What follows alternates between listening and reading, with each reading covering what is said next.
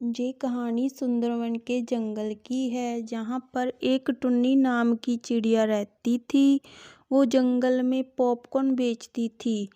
वो colourful popcorn बेचती थी। सारे जंगल के पंछी उसके पॉपकॉर्न बहुत पसंद करते थे। एक दिन टुन्नी जंगल में पॉपकॉर्न बेच रही थी कि वहाँ लाडो चिड़िया पॉपकॉर्न खाने के लिए आती है। टुन्नी आंटी, मुझे पॉपकॉर्न दे दीजिए प्लीज। मुझे आपके पॉपकॉर्न खाना बहुत पसंद है। हाँ हाँ लाडो, जरूर। मैं अभी तुम्हें गर्मा गर्म पॉपकॉर्न देती हूँ।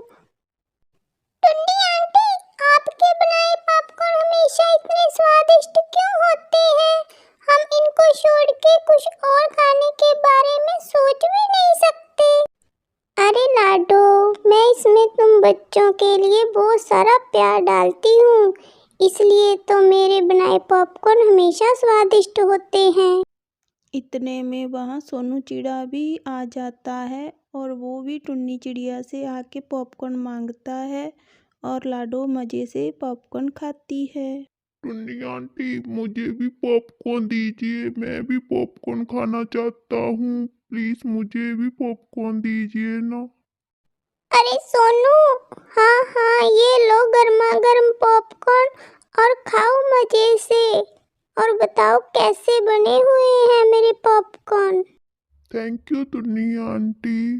पॉपकॉर्न देने के लिए बहुत बहुत शुक्रिया आपका। दूसरी ओर कालू कौआ भी उसी जंगल में रहता है और वो टुन्नी के काम से बहुत जलन करता है और कहता है, इस टुन्नी का पॉपकॉर्न का काम तो दिन प्रतिदिन बढ़ता ही जा रहा है।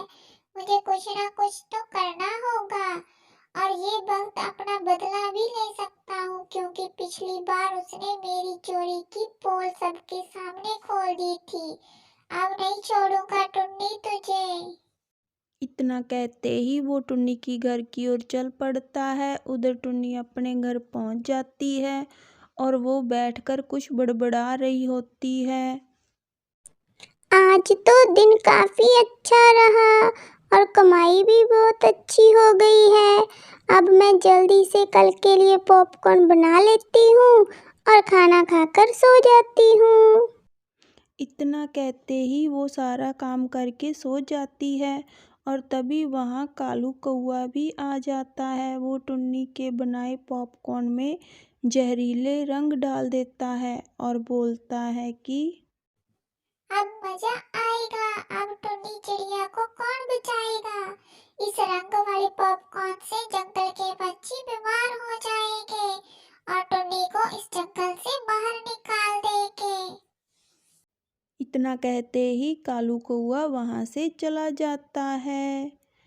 और दूसरे दिन सुबह टुन्नी अपने पॉपकॉर्न लेके जंगल में जा रही होती है पॉपकॉर्न बेचने के लिए। टुन्नी अपनी दुकान में जाके पॉपकॉर्न बेचने लगती है।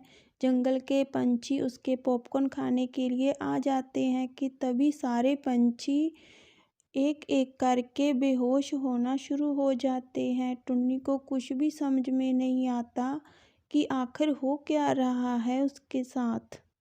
जंगल के सारे पंछी जंगल में टुन्नी के खिलाफ पंचायत लगाते हैं, जहाँ टुन्नी को कसूरवार ठहराया जाता है। उल्लू महाराज, मैंने कुछ भी नहीं किया है। मुझे नहीं पता कि सारे पंछी कैसे पॉपकॉर्न खाने से बेहोश हो गए। मैंने तो हर रोज की तरह पॉपकॉर्न बनाए थे। तभी कालू कौआ बोल पड़ता है, टुन्नी, तूने जरूर अपने पॉपकॉर्न बनाने के लिए जहरीले रंगों का इस्तेमाल किया होगा, क्योंकि तुम कलरफुल पॉपकॉर्न बनाती हो। नहीं नहीं कालू भैया, मैं तो हर रोज की तरह फलों और सब्जियों के रंग ही इस्तेमाल करके पॉपकॉर्न बनाती हूँ। मैंने कोई रंग नहीं पाया। टुन्नी, अब बचने के लिए झूठ मत बोलो। देखो उल्लू महाराज जी, टुन्नी कैसे झूठ बोल रही है आपके सामने। सारी बात सुनने के बाद मुझे लगता है कि कालू कौआ सही बोल रहा है। जहरीले रंगों के कारण ही सारे पंछी बीमार हुए हैं। उल्लू महाराज जी फैसला सुनाने वाले होते हैं कि वहाँ मिट्ठू तोता उड़ता उड़ता आ जाता है। रुकिए उल्लू महाराज जी, रुकिए, मेरी बात सुन लीजिए पहले। उल्लू महाराज जी, फैसला सुनाने से पहले मेरी बात सुन ले। टुन्नी चिड़िया बेचारी बेकसूर है, उसने कुछ नहीं किया। ये सारा काम तो कालू कौवे का किया है। मैंने उस दिन कालू कौवे की बात सुन ली थी और उसके पीछे पीछे टुन्नी चिड़िया के घर गया। फिर मिट्ठू तोते ने सारी बात जंगल के पंछियों को बता दी कि किस तरह कालू ने टुन्नी के घर जाकर उसके पॉपकॉर्न में जहरीले रंग मिला दिए थे, जिन्हें खाकर बच्चे और पंछी बीमार हो गए थे। जंगल के सारे पंछियों ने मिलकर टुन्नी से माफ़ी मांगी और कालू कौवे को जंगल से बाहर निकाल दिया।